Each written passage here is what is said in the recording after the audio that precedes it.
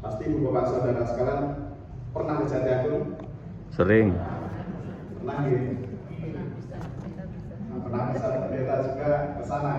Ya, artinya bahwa juga tidak asing. Dan pendeta yang tetap di sekitar 1,5 tahun gitu, itu sekarang bisa melayani di sini. Tapi sebelumnya dulu pernah melayani waktu Sabtu Sunyi kalau nggak salah. Tapi ini saya perkenalan ulang supaya nanti yang belum tahu nggak bertanya-tanya, nggak batin di dalam hati gitu kan. Sopo kai. Siapa? Sopo kai. Sopo kai. Nah, kalau berbicara Sopo kai ya itulah pasti sangat familiar. Apalagi waktu tahbisan kemarin nih, tahbisan Ibu Pendeta Lomi, dan juga mengucapkan selamat bagi Ibu Bapak Saudara terkasih Jemaat GKSBS Tanjung Karang sudah mentahbiskan pendeta. Dan bersyukur sekarang Bu Lomi juga melayani di GKSBS Tanjung Bintang dalam program klasis pertukaran pelayan firman. Jadi bukan tukar mimbar. Karena kalau tukar mimbar jadi pelayanan pertukaran pelayanan firman. Dan sebelumnya saya menyampaikan salam hangat dari majelis dan jemaat GKSBS Jatiagung yang notabene memang dulu historisnya itu adalah bagian dari GKSBS Tanjung Karang. Historisnya dulu itu zaman itu ya, zaman Pak Pujo ya. Itu sudah 4 tahun kapan. Saya pun belum ada diproduksi saya belum gitu. Mungkin ada yang mudah-mudahan tidak tahu gitu. Yang artinya bahwa dulu Jatiagung juga menjadi bagian dari Tanjung Karang dan sekarang sudah menjadi jemaat dewasa. Dan salam hangat, hanya Ibu Bapak juga kalau satu waktu ke Jatiagung tak ada acara apa, monggo silakan mampir. Akan dijamu. Dijamu apa nggak tahu. Nah, bersyukur bahwa hari ini bisa melayani di GKSBS Tanjung Karang yang memang secara pembagian saya juga tidak tahu karena waktu terakhir koordinasi klasis atau pimpinan klasis itu tidak datang karena ada kegiatan dan ditempatkan di Tanjung Karang. Bersyukur bisa mengenal majelis dan juga jemaat. Kalau majelisnya sih sudah sebagian besar sudah kenal gitu, kalau jemaatnya ya puji Tuhan sebagian kecil.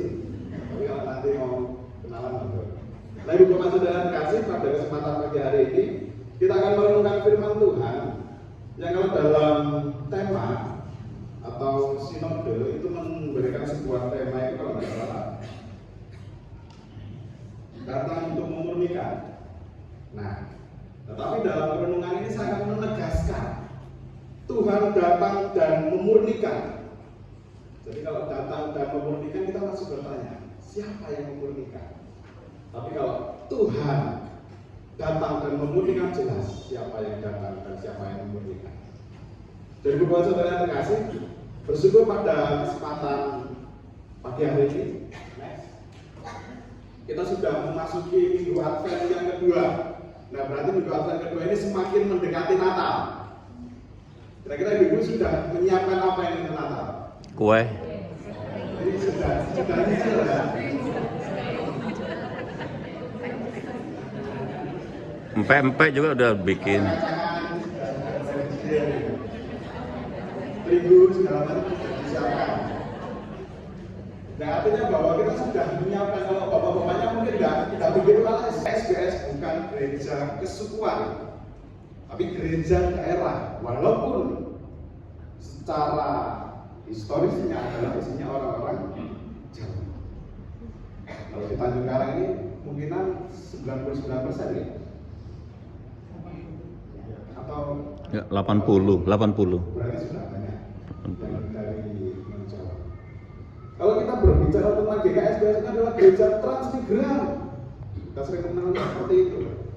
Gereja yang dulu secara histori itu bagaimana orang-orang transmigran dari Jawa itu hadir ke tanah Sumatera bagian selatan. Dan itu mengalami sebuah penyertaan Tuhan yang begitu luar biasa. Dalam peziarahan kehidupan umat pada waktu itu, mbah-mbah kita, leluhur kita mengalami penyertaan Tuhan yang begitu luar biasa. Artinya kita bisa memahami kedatangan dari Jawa ataupun dari Bali ataupun dari Medan datang ke Sumatera bagian selatan ini itu mengalami penyertaan Tuhan yang begitu luar biasa. Nah, kenapa demikian? Nah ini nanti kita akan bahas Jawa Lampung gitu. Saya juga tidak akan bias bias suku atau apapun. Kalau bagian berikutnya ada satu studi yaitu dari teori psikologi, yaitu dari teori Gestalt, yang mengatakan bahwa proses persepsi dan kognisi manusia lebih penting daripada mempelajari perilaku yang tampak. Dalam teori ini, perilaku manusia lebih disebabkan oleh proses persepsi. Saya cek persepsi itu apa? Yaitu dari sesuatu yang sudah terbiasa, dari panca indera yang diterima. Jadi sudah terbiasa dengan sesuatu yang diterima, entah itu dengan bahasa, entah itu dengan sentuhan-sentuhan, entah itu dengan omongan. Karena sudah terbiasa seperti itu, dan itu membentuk jati diri seseorang melalui psikologi. Jadi jangan heran kalau ibu bapak sudah tinggal di Sumatera, terus pulang ke Jawa dia ngomong dari Lampung ngomong Sumatera, jangan heran. Karena secara tidak sadar, mungkin logat kita ada yang berubah. Mungkin sikap kita, kalau dulu diinjek, Mas Nun Sewu, kakinya tidak sayang. Nah, kalau sudah di Sumatera, macam mana? Besar. Tapi kalau di sini masih banyak yang sepuh-sepuh, saya rasa jalannya masih halus.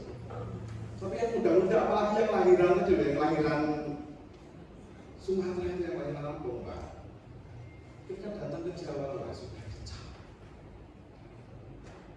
Nggak tahu sekarang identitas kita sebagai generasi Pujakusuma ini apa? Jadi secapung gitu saja, enak gitu. Ya, capung kita atau Pujakusuma ya semoga. Itu kalau orang Jawa bilang lengkami, apa itu bahasa Indonesia itu? Nyerami gitu ya. Nyerami, nah, kalau sadar ada telur-telur di situ. Nah, akhirnya sampai menetas, dan bila sudah menetas, silang ini ya, dia merasa dia adalah anak. Dia ikuti pola kehidupan ayam ya, nundul-nundul di tanah gitu. Dia juga ya tidak terbang. Dia ikuti kehidupan ayam. Dia tidak berbeda dengan ayam. Karena apa? Dia tahu dia sudah seperti itu. Tidak ada sesuatu yang berbeda saya dengan ayam. Saya ini adalah ayam. Karena sudah terbiasa ayamnya ya sudah seperti ini. Tapi sewaktu-waktu dia melihat, menyadari ada peluang yang terbang, begitu luar biasa. Dan dia mulai mikir, ya kok sama dengan saya? Gunanya sama dengan saya. Jangan-jangan saya beda, tidak seperti ayam-ayam yang lain. Dan kita bisa memahami bahwa ketika dia melihat itu, dia mulai belajar terbang. Dan di situ dia mulai menyadari, oh iya, rupanya saya ini adalah elang, bukan ayam. Maksudnya apa itu Bapak Saudara? Terkadang kalau kita sudah terbiasa dengan sesuatu yang salah, dan sudah kita menikmati itu, ya wes biasanya ini kok seperti biasanya saja ya, hanya seperti ini. Kita di komunitas kita yang mungkin dalam pergaulannya anak-anak muda, halo, pergaulan anak-anak muda sekarang begitu luar biasa. Dalam komunitas pergaulan anak-anak muda yang sudah terbiasa dengan sesuatu hal yang buruk, ya sudah kok. Teman saya seperti itu, ya saya seperti itu, tidak masalah. Ingat, enggak olah, aku bukan ayam. Dalam kehidupan kita, di tengah pekerjaan kita sudah terbiasa dengan sistem yang mungkin kurang, dengan sistem yang mungkin tidak baik. Dan sudah kok kita sudah terbiasa dengan itu. Nah, kita lelah, bukan? Artinya apa? Artinya jangan sampai kita membiasakan dosa karena itu sudah terbiasa. Dan inilah yang terjadi pada bangsa Yahudi. Ketika mereka selama 70 tahun di tanah pembuangan, mereka hidup di dalam dosa, mereka sudah terbiasa dengan itu. Mereka menikmati itu. Dan disinilah maka harus ada sebuah pemurnian. Next, slide berikutnya. Pernah melihat memang secara langsung bagaimana proses pemurnian emas. Tapi melalui literatur ataupun studi yang sudah dibuat, ketika ingin mendapatkan emas yang benar-benar mulia, itu harus mengalami proses pembakaran yang begitu luar biasa dan panas. Itu luar biasa. Sesuatu yang ecek-ecek, sesuatu yang kotor itu akan rontok semua. Yang bertahan apa? Yang mulia, yang begitu berharga. Saya beberapa, apalagi ibu kan senang ya dengan logam mulia. Ya ibu, ibu tahu prosesnya? Luar biasa. Ketika kita memahami logam mulia, kenapa dikatakan logam mulia? Itu ada proses pembuatannya begitu luar biasa. Dibakar dengan sesuatu yang panas. Dan itu baru ketemu yang namanya logam mulia. Dan bangsa Israel ketika mereka harus hidup benar itu harus mengalami proses yang begitu sulit, baru akan ketemu yang mulia. Jangan-jangan kita juga mengalami proses itu. Ketika hidup kita sudah tidak karuan, mengalami pergumulan begitu luar biasa, bahkan hidup kita sudah jauh dari Tuhan, bahkan saya menggunakan istilah kotor. Nah, kotor ini ya semacam-macam gitu. Itu harus mengalami pemurnian yang begitu luar biasa. Dan cara yang dilakukan itu adalah bagian berikutnya, seperti penatu. Nah, pertama saya ini cukup bingung gitu, penatu itu apa? Apakah dari bahasa Ibrani atau dari bahasa Yunani gitu? Rupanya ini adalah bahasa Indonesia. KBBI itu ada. Penatu itu adalah orang yang menyuci itu. Nah, proses penyucian itu dan dalam proses penyucian itu, kalau sekarang kan sudah enak gitu. Kalau nyuci zaman sekarang itu gimana? Bisa cuci. Laundry aja, Pak. Laundry, mas sekarang laundry, tangannya halus-halus gitu. Kalau zaman dulu itu apa? Orang sabun cuci itu bisa merontokkan kotoran-kotoran itu. Dan proses pembersihan di zaman dulu itu, kalau zaman sekarang mending mentang-mentangnya disikat gitu. Itu bahkan sampai dipukul. Supaya apa? Supaya nodanya itu rontok. Supaya nodanya rontok. Karena apa yang zaman dulu itu tebal-tebal, zaman sekarang kayaknya dibuki ya kecil gitu. Ya. Karena zaman dulu itu kan tebal-tebal bajunya, dan seperti baju kita sekarang. Harus dipukul, harus dihantam. Noda itu harus hilang. Dan ini kehidupan kita penuh dengan pergumulan, kehidupan kita penuh dengan dosa. Itu harus ada proses yang terjadi, bagaimana kita harus dimurnikan. Harus ada proses itu. Proses yang mungkin menyakitkan, proses yang mungkin penuh dengan pergumulan. Dan beberapa saudara yang terkasih, yang berikutnya teks yaitu dari 1 Petrus 2 ayat 11 sampai 12. Saya akan membacakan ini bagi kita semua. Dan ini yang dulu mengalami masa transmigran ya bolehlah sedikit direnungkan, walaupun itu tafsiran secara kontekstual.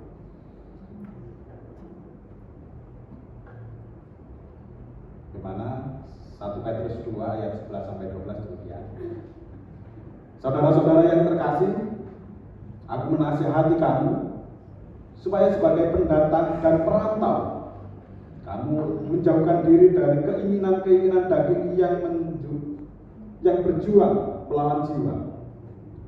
Milikilah cara hidup yang mengenal Allah, supaya apabila mereka memfitnah kamu sebagai pelaku kejahatan, Mereka dapat melihatnya dari perbuatan-perbuatan yang baik, dan muliakanlah Allah pada hari Ia melawat mereka. Kita harus punya identitas. Kalau saya tidak bahas identitas secara sosial yang kita bahas di atas tadi, tapi identitas kita sebagai orang percaya. Ketika kita berada di sini, milikilah identitas sebagai orang percaya. Dengan cara apa? Perlihatkanlah dengan perbuatan. Hal yang paling sederhana ketika ada tetangga, ada keluarga, ada siapapun yang kekurangan, ayo kita menjadi orang pertama yang mau menolong. Ya walaupun ketika kita melihat ada tetangga yang wajahnya itu nyebelin, jengkel nih, tetapi ketika dia mengalami sebuah pergumulan, kekurangan ataupun masalah yang terjadi, ayo kita menjadi orang yang pertama menolong. Itu panggilan kita, identitas kita, yaitu hidup di dalam kasih. Kenapa tadi saya sampaikan kepada kalau masih ada, ini masih ada enggak ya? Yang dulunya transmigran, sudah ada? Atau keturunan lah? Tidak ada. Dari sini, berubah saudara kasih pada zaman dulu. Saya tidak mengalami ya. Jadi kira saya mengalami, saya hanya cerita-cerita dari para leluhur gitu. Ketika Natal, malam Natal itu, ketika orang Kristen itu selalu menyalakan yang namanya petroma. Anak-anak muda sekarang pasti nggak tahu petroma itu seperti apa, makanya saya tampilkan. Gitu. Karena petroma itu zaman saya kecil itu jelas sudah mulai punah. Gitu. Nah, ketika malam Natal itu orang Kristen itu selalu menyalakan petroma. Kenapa petroma? Karena dulu belum ada listrik. Di daerah-daerah di pelosok itu belum ada listrik. Itu dinyalakan dan rumahnya terang. Namanya orang transmigran dari Jawa ataupun dari manapun itu, atau pendatang dari Medan, dari daerah manapun itu, ketika datang mereka tidak saling mengenal. Anda orang Kristen tidak tahu, tapi ketika Natal itu dinyalakan, wah terang begitu luar biasa. Kalau terangan orang kumpul gitu, orang datang, wah kayak orang Kristen Natalan, menemukan menjadi orang Kristen. Proses ngelari pada waktu itu seperti itu. Ataupun ada contoh-contoh yang lain, tetapi saya lebih senang dengan ini. Itu dengan menyalakan apa? Penerang. Petroma namanya ini, petroma itu dipompa. Jadi ada semacam kasa gitu di dalamnya itu dengan minyak tanah atau spiritus. Ya di sini luar biasa. Ketika ada terang begitu luar biasa di rumah itu, orang datang, orang tahu ini orang Kristen, dari podo, aku juga orang Kristen, identitasnya terlihat. Oh iya, jenengan tiang Kristen, kalau desami, yang dulunya mungkin sudah berbulan-bulan, tidak tahu karena tidak ada gereja, tidak ada persekutuan, jadi tahu iya Natalan, jadi orang Kristen, identitasnya terlihat. Dan di sini apa yang Bapak Saudara terkasih, kalau kita pahami secara mendalam, saya hanya memakai istilah petroma itu sebagai sebuah cahaya. Jadi orang-orang yang sudah dimurnikan itu harusnya bercahaya dan memiliki identitas.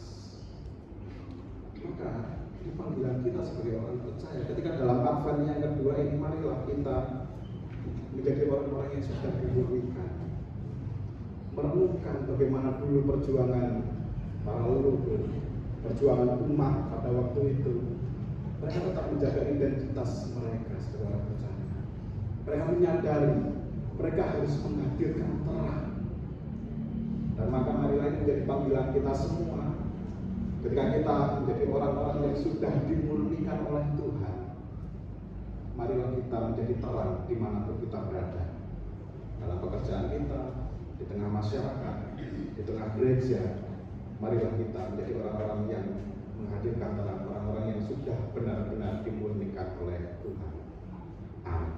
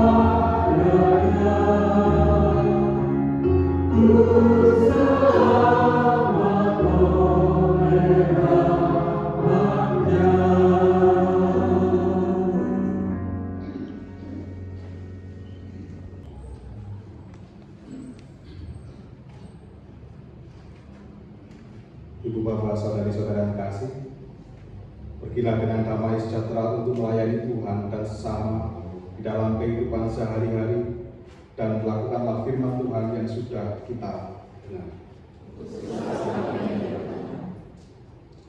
Mari kita menaikkan nyanyian penerusan dan mengenal pujian dari Lengkap Gedung Jemaat nomor 266 dalam nama Yesus Tuhan.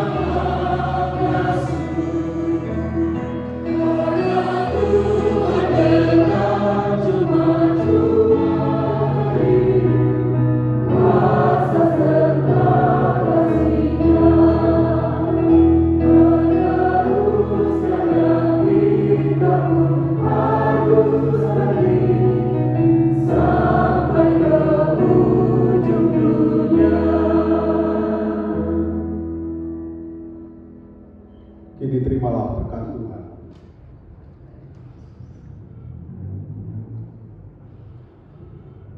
Tuhan memberkati engkau dan melindungi engkau.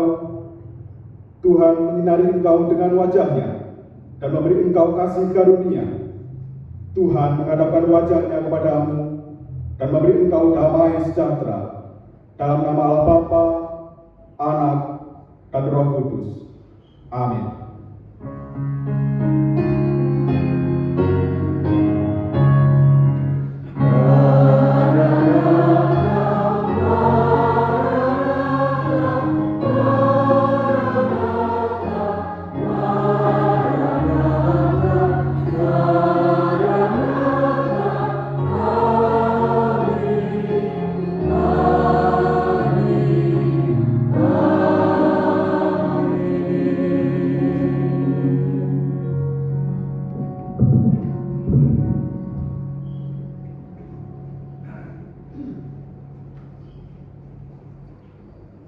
Jemaat silakan duduk kembali, dipersilakan untuk mengambil saat berdiri.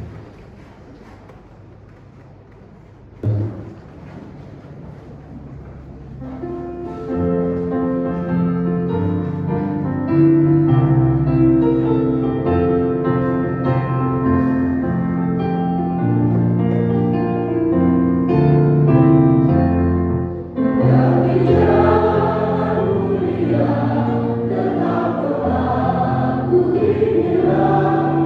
tempat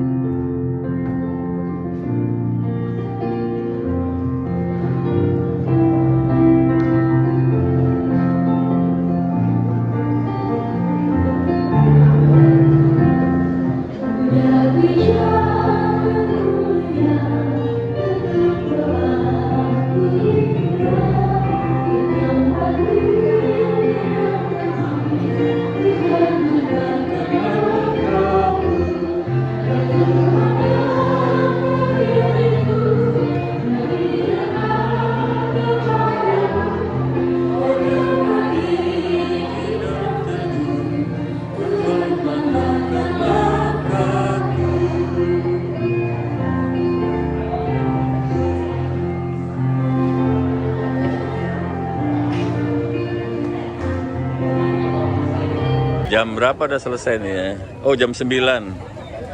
Agak lama ya, biasanya setengah 9.